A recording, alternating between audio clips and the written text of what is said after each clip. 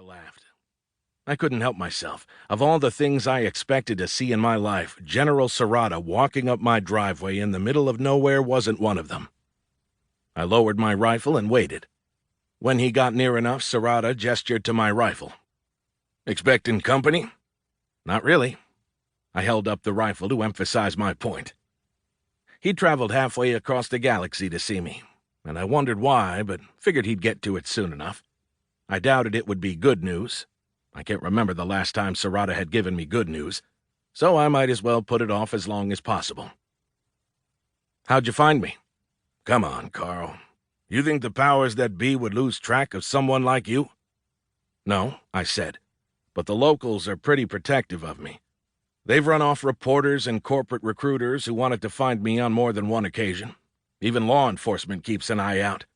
"Yeah, well, as it turns out, you're not the only famous veteran in the galaxy." I laughed. I had to admit, even though I knew he wouldn't have shown up without a reason, and that reason would almost certainly suck, it made me happy to see him. I'd been on the planet for around 20 months, and while I had local acquaintances, I didn't have anyone that I'd call an actual friend. That had always been hard for me. I had books, of course, and a galaxy's worth of video entertainment, but nothing compared to being around a friend. Even when that friend tended to put my life in danger. "Let's go inside. I could use a drink," he said. "I don't keep liquor in the house." "Really?" He looked at me like he didn't believe me. "Yeah, living alone, it seemed like a bad idea. I've actually given the stuff up." He considered it, and I got the feeling he still didn't know if I was serious or not. "Is there someplace I can get a drink? It's been a bitch of a trip." "I bet. We can head up to Moop's. It's the only bar around." "Can we talk there without being bothered?" He asked it casually, but there was clearly more behind it. Lurking.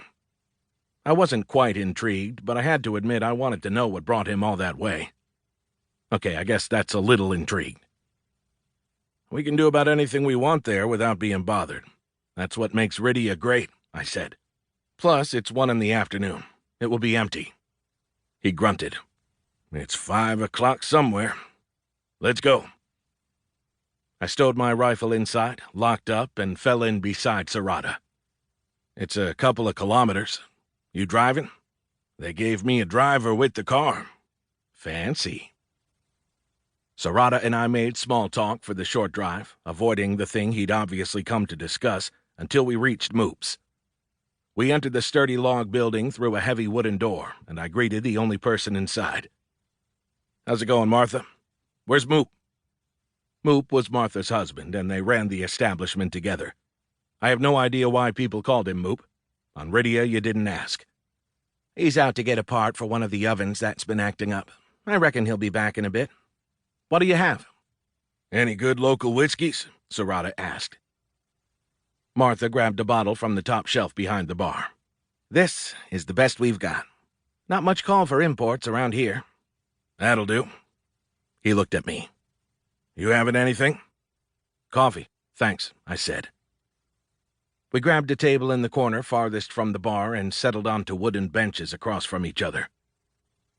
"This is pretty good," said Serrata, after taking a sip. I didn't respond. I'd started running through possibilities in my mind. There were too many to account for, but my thoughts gravitated toward some sort of threat against me. After a minute or so, it started to get awkward. "So I'll get to it," he said after another sip. "You mean you didn't spend 3 weeks in cryo just to come have a drink with me?" I asked. 2 weeks, he said. "Fast ship." "Must be important." A ship that fast wasn't cheap and probably wasn't civilian. He wouldn't have needed cryo for that length of time, but would have needed it to survive the acceleration required. "I thought you were retired. Are any of us ever really retired?" "I'm retired," I said. "Are you?" I let that sit. I didn't want to go down that path. If he wanted something, I was going to make him ask for it. After a few seconds, he shrugged. "They called. I answered." "Who, the military?" "Among others," he said. "I'll get to that. Let me give you the bottom line up front. Some very important..."